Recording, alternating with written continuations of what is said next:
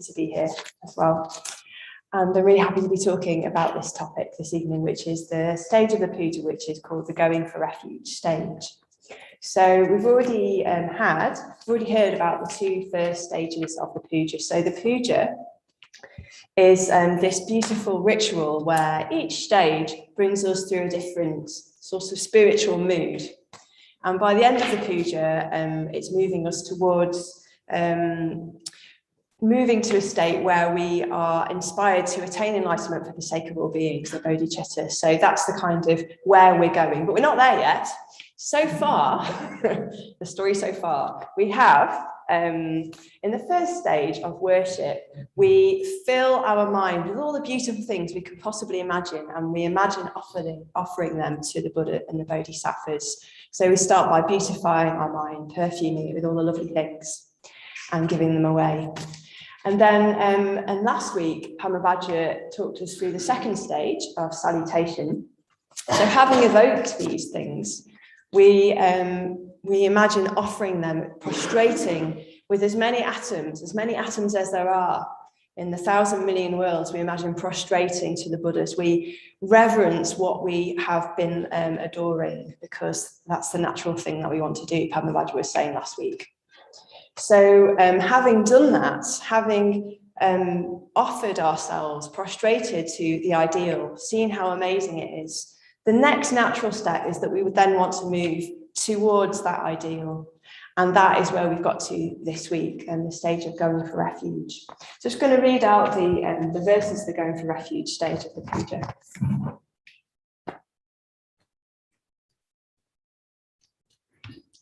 This very day, I go for my refuge to the powerful protectors, whose purpose is to guard the universe, the mighty conquerors who overcome suffering everywhere. Wholeheartedly also, I take my refuge in the Dharma they have ascertained, which is the abode of security against the rounds of rebirth. And likewise, in the host of bodhisattvas, I take my refuge. So it's quite short, but very powerful. So before to begin our journey this evening in exploring what it means to go for refuge, what the puja is talking about, I want to take us back to the time of the Buddha. This time of the Buddha we find recorded in the Pali Canon, which is the scriptures that are the nearest we can get to the words of the Buddha.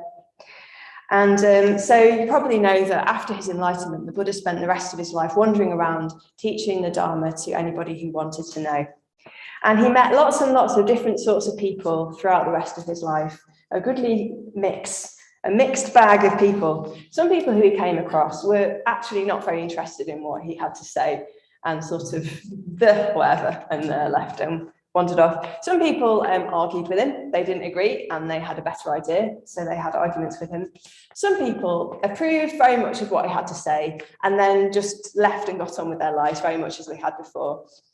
But some people were very, very moved, profoundly moved, transformed even by what they heard, what the Buddha had to say.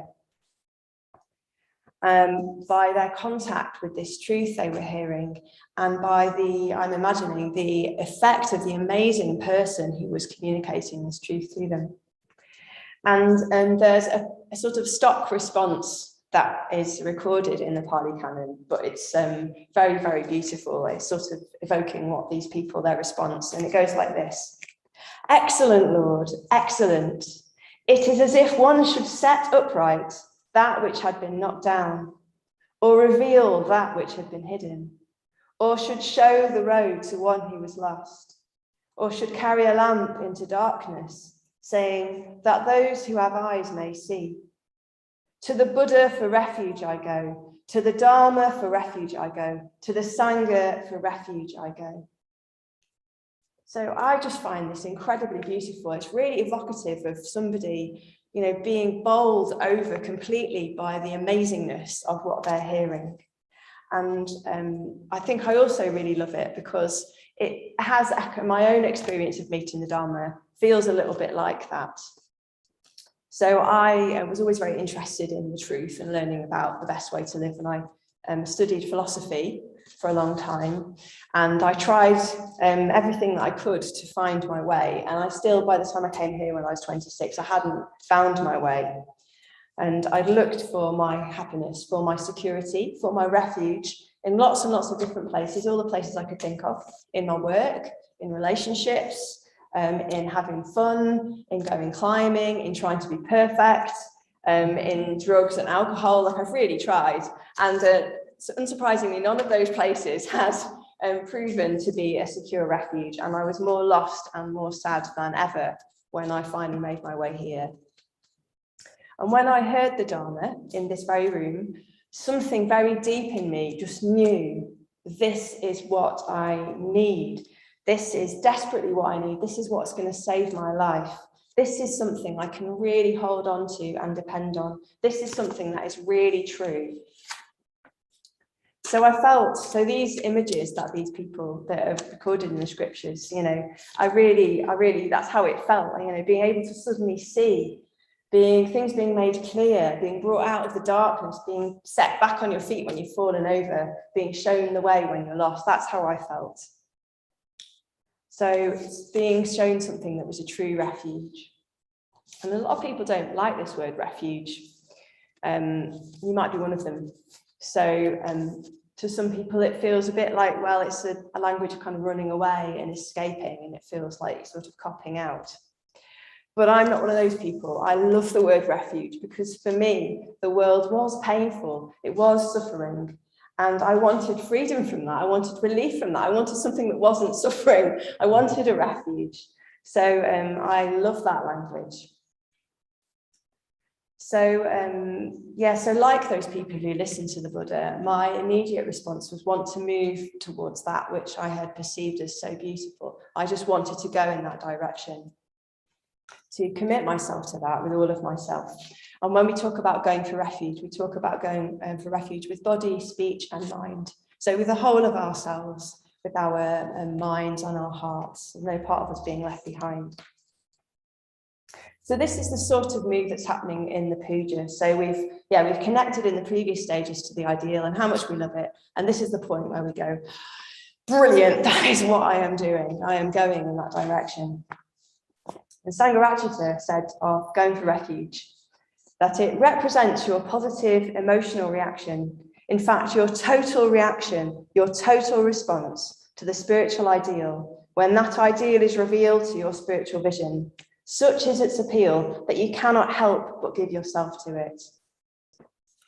So I think going for refuge is actually the opposite of running away. It's the actual turning towards and moving towards something, towards commitment to the Buddha, the Dharma and the Sangha. So the triple refuge, which is traditionally what Buddhists go for refuge to.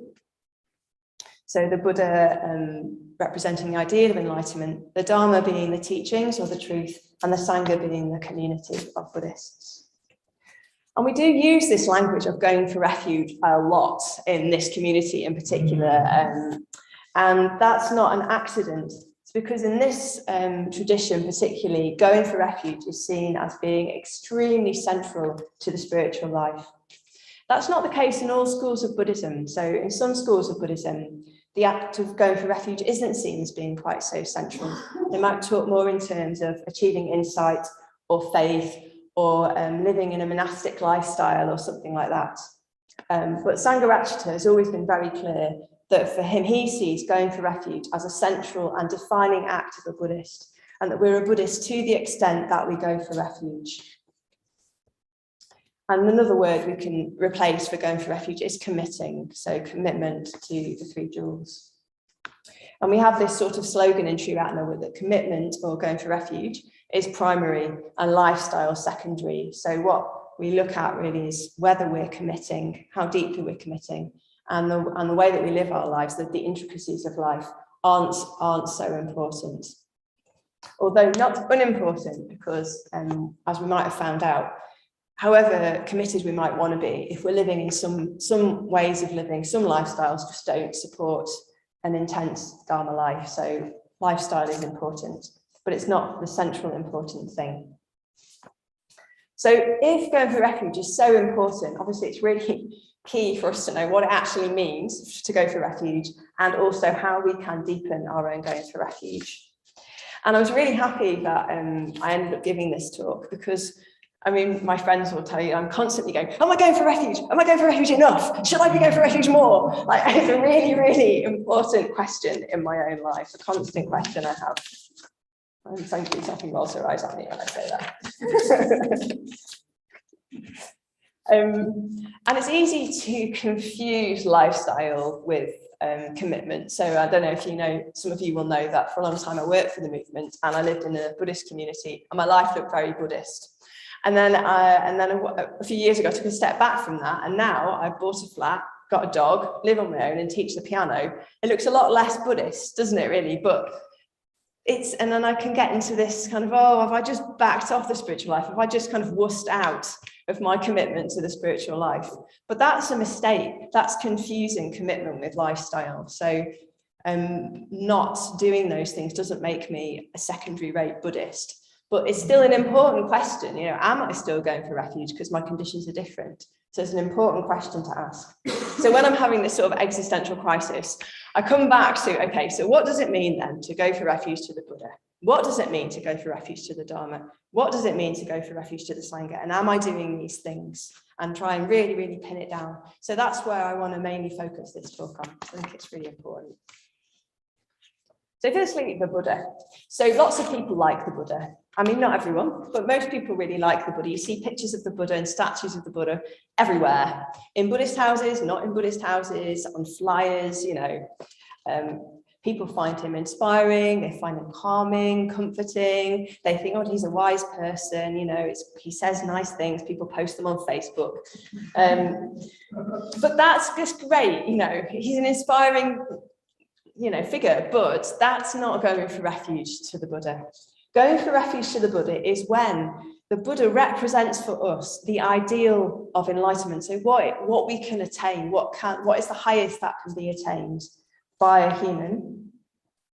And we recognize this possibility for ourselves and for others. And then we commit our lives, we give all our energy to achieving this.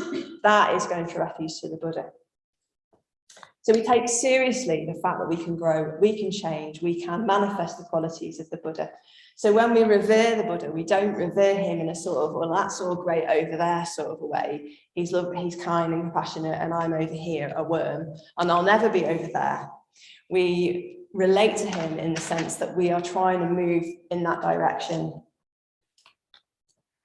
It's quite hard, this. I mean, I find it quite hard because often, I don't know about you, I feel very far away from the qualities of the Buddha. You know, when I'm feeling irritated by the tiniest thing, and then I think I'm supposed to be, you know, manifesting infinite compassion and wisdom. I don't feel like I'm there. Maybe I don't even feel like I'm getting there. And it's a bit, sometimes bringing the Buddha to mind and thinking, I want to be like the Buddha in those moments is a bit like standing, you know, feeling very tired and looking up at an extremely large mountain that's very, very far away and thinking I need to get up that mountain and being put off, overwhelmed and put off before I've even started. So perhaps one way to counteract this sort of, I mean, that's a kind of extreme example, but maybe we have some version of that ourselves, even a small version where we just think, well, it's a nice idea, but it's a bit much, you know, that sort of thing. So it might be interesting to consider, well, have we made any progress, you know, since we've been practicing the Dharma, even just a tiny bit? You know, are we just a little bit kinder, just a little bit more patient, a little bit less reactive, a little bit wiser maybe? And I imagine that the answer is yes, even if you've just been practicing the Dharma for a very small amount of time. I'm imagining that we've all changed in some way. We're all manifesting to some degree the qualities of the Buddha more than we were. And if we're not sure, we could chat with our friends, and I'm sure that they will confirm this. So what if we can trust then that if we keep taking these small steps in that direction and we trust that we will be moving in that direction, then to some extent that is going for refuge to the Buddha. That is what it means to be moving in that direction, to the ideal of enlightenment that the Buddha is representing for us. And in the puja, we talk about the protectors guarding the universe, the conquerors guarding the universe.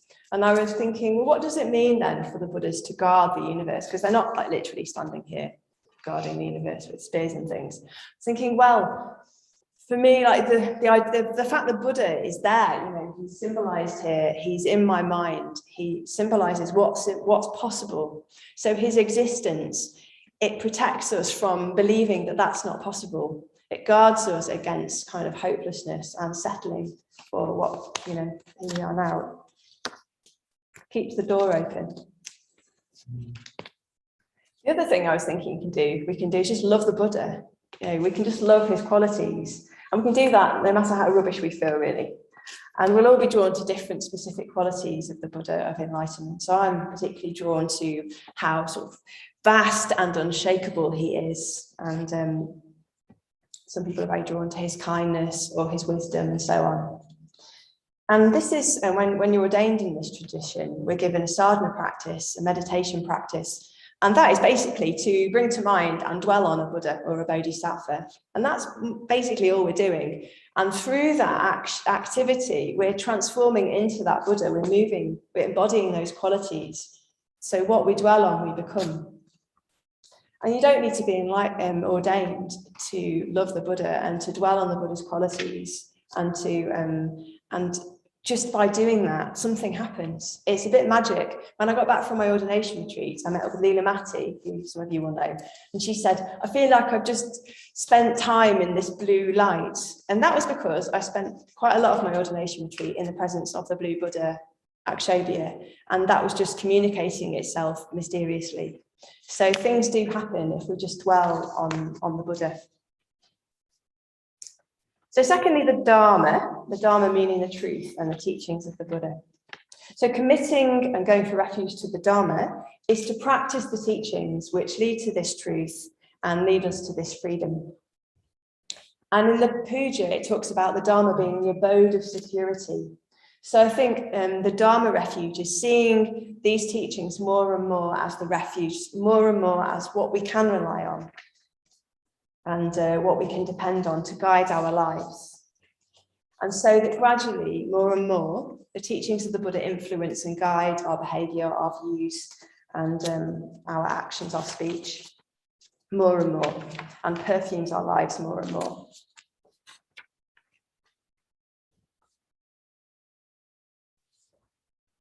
So going for refuge to the Dharma isn't theoretical. I mean, obviously, we need to understand the teachings of the Buddha first, but then we need to actually practice them. If we don't practice them, we're not going for refuge to them.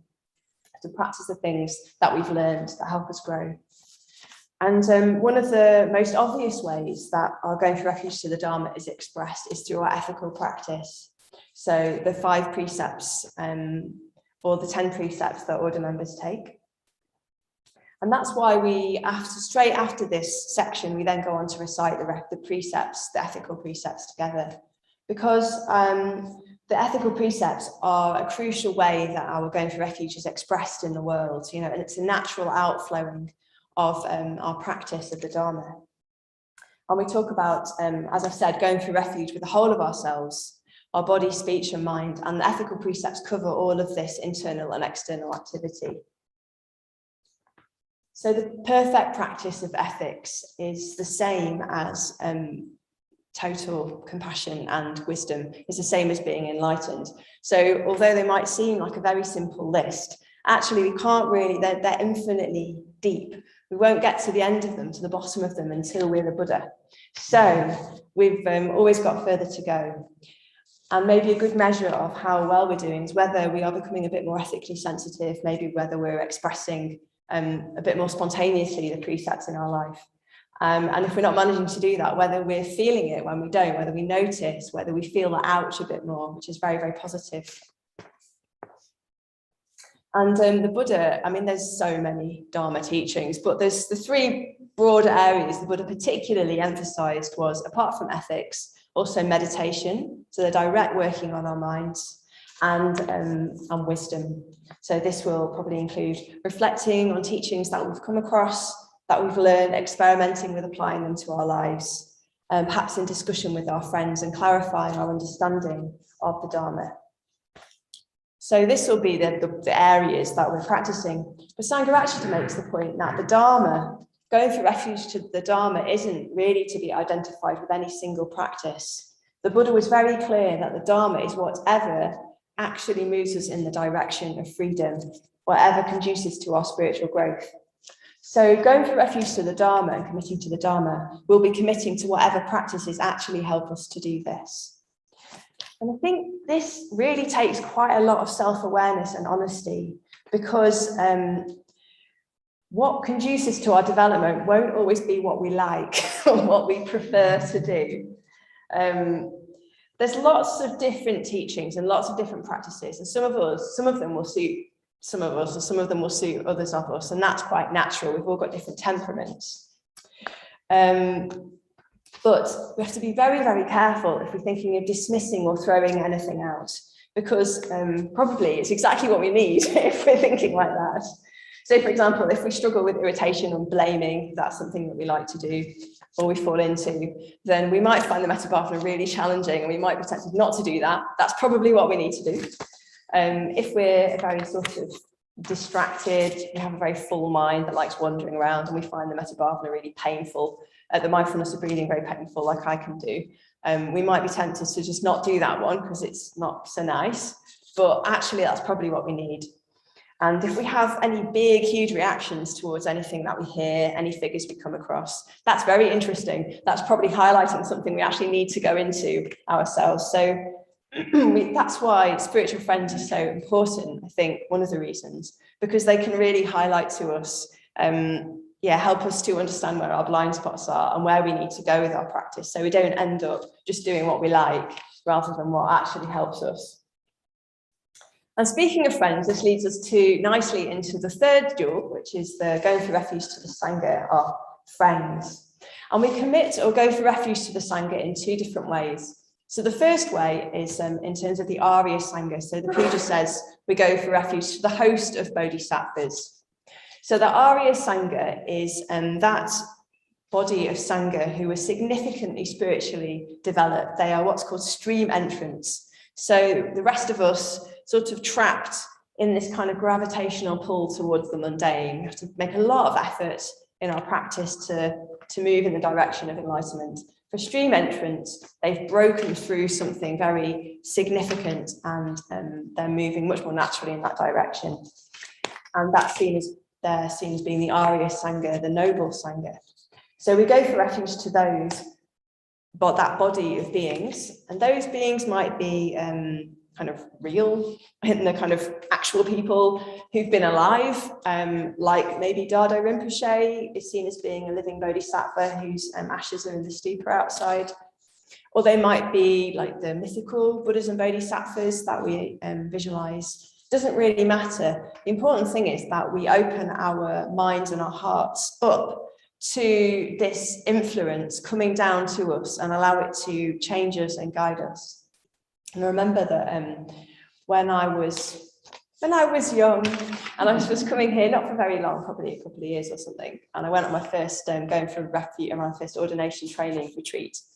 And at that time, we didn't have a school visits business, and Vajratara was in the car with me, and she was sort of hinting that I might like to take this on, and I just thought, that's ridiculous. I don't know anything, and I've not been around for 5 minutes, and who am I?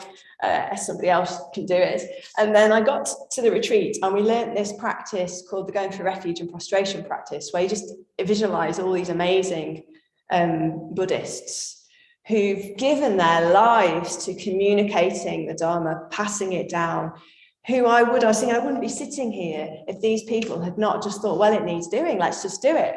And I thought, well, in that case, I'll just do it. So I got home, and then me and Bodhi Naga set that up, and that was very successful for a long time and had a big impact. So I think that's an example of allowing the influence of the Buddhas and Bodhisattvas, that Arya Sangha, to guide us.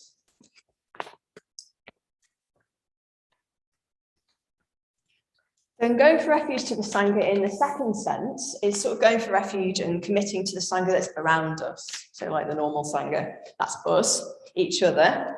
So there are still people within the Sangha who are going to be wiser than us, who we can learn from. So that's part of it. And there's also the sense of, well, we're in friendship and communication with the people around us, and we commit to that. We commit to being part of the Sangha. Sangha Ashta makes the point that often we're looking around for some like great teacher who's very wise and is going to tell us the secrets of the universe, when what we really just need is a friend who's maybe a little bit more sensible than us, who can just help us a little bit. And we can often be that for each other. I think we all have more and less sensible moments. So generally we can kind of help each other along in that way. I was thinking particularly Sangha Gita and I, who've been friends for a long time. We lived together for about 9 or 10 years, didn't we? And now we live on top of each other in flats and we're in chapter together. So we meet every week. So we know each other pretty well, and we have different strengths and weaknesses. So what we do for each other is kind of spot each other's holes that we're about to fall into and help each other out of the holes we have fallen into, and also rejoice in each other when we do something that's a bit better than what we normally do, when we find a way around. So that's one way in which, yeah, I don't need a teacher, I just need my friend, and I think she needs me as well sometimes in that way. So yeah, so we all have in this Sangha different strengths and weaknesses, and we can help each other. And this also draws out the altruistic dimension of going for refuge. So as we deepen our going for refuge, one aspect of that is we're going to become naturally more other regarding. We're going to want to reach out to people. So committing to the Sangha doesn't just mean, oh, well, I'm just going to sort of absorb all of the great stuff that I can. It means being active in giving out as well, and participating and responding. And I think sort of taking seriously that we do have something to give whoever we are, and however short a time or a longer time we've been around. Our presence is important. It matters if we're here, and it matters when we reach out towards another person, because just that in itself is creating and deepening Sangha. So that's committing to the Sangha. So those are some thoughts about what going for refuge to each of the 3 jewels might look like. So hopefully that's helpful, but it might not be what it looks like for you exactly, because we're all at different stages in our spiritual journeys, and we're all at different levels of commitment, different stages of commitment. And going for refuge is something that will unfold differently for each of us. And it's not something that just happens once. We don't just go for refuge and then that's the end of it, we've gone, we're there. It's something we do all the time, every moment. And Sangha Ashta stresses that although sometimes we use the language of taking refuge, he much prefers that we translate it as going for refuge, which, as well as being a more accurate translation, also gives the sense of something that we're doing, like an activity that we're doing all of the time. So to get a sense of where we might be in our process, I just want to show you a list that he came up with, which I can find quite helpful, like a kind of a map of where we might be on our journey with going for refuge. And this is the levels of going for refuge. So there are 5 on this list. Some of you might be surprised by that. In my research, I found different combinations of 4, 5 and 6 levels of going for refuge. So I've gone with the 5 because I like this one. So Arya Sangha, if they can't see that on the thingy, you might like to type these in. I can see, it's a good shot. Sweet. Brilliant. Okay, so the first level, I'll do this fairly quickly. So the first level is cultural or ethnic going for refuge. So this is the level at which Buddhism is sort of we're in a Buddhist culture. So we see ourselves as Buddhist by virtue of that. So traditionally, this might be like, say, if you're born into a Buddhist culture like Sri Lanka, say, or Thailand, you might see yourself as being a born Buddhist. And that would mean that you were a Buddhist in that way. So, and that's nothing wrong with that, obviously. That's great. And they're going to be positively influenced by being surrounded by that sort of culture. But this is the level at which that would be the end of their participation really in it. They wouldn't be actively trying to practice the teachings or anything like that. So it's sort of nominal really. And I don't think Sangha Ashta would call that being a Buddhist really in the sort of full sense of the word. The next level, which probably a lot of us are at, is a provisional level of going for refuge. So this is when we've started to practice. We've started to engage with our going for refuge to the 3 jewels. We've started to practice the ethics probably. Maybe we've become vegetarian if we weren't, or maybe we're noticing some habits we've got, maybe trying to shift those, trying to deepen our meditation practice. So our life is starting to change in the light of the Dharma. There's a definite movement in our being towards the Dharma, but the whole of our being isn't integrated yet in that direction. And this is a sort of commitment that a Mitra will make. So there's going to be Mitra ceremonies. And this is the provisional nature of the commitment that a Mitra is making. So yeah, I definitely want to move in that direction, but I just need to give it a bit of time to get all of myself on board and maybe see if all of myself does want to be on board. So that's the sort of level of provisional going for refuge. And then we've got effective going for refuge. So when we're effectively going for refuge, we've reached the point that there's enough of us behind our momentum that we've sort of got all of ourselves on board now. And our going for refuge, our commitment to the Dharma and to the Buddha and the Sangha is now kind of the central motivating force in our lives. And everything else is sort of flowing from that. And we've resolved any big issues or blocks that were getting in the way of a steady practice. And in this tradition, this is the point at which somebody who has asked for ordination would be ordained. And part of that, though, that readiness would be understanding what conditions are necessary for a sustained going for refuge, because at that point, we can still fall back, we can still fall away. And then we come to real going for refuge. So real going for refuge is the point at which I talked before about entering the stream, being a stream entrant. This is the point at which we can no longer fall back.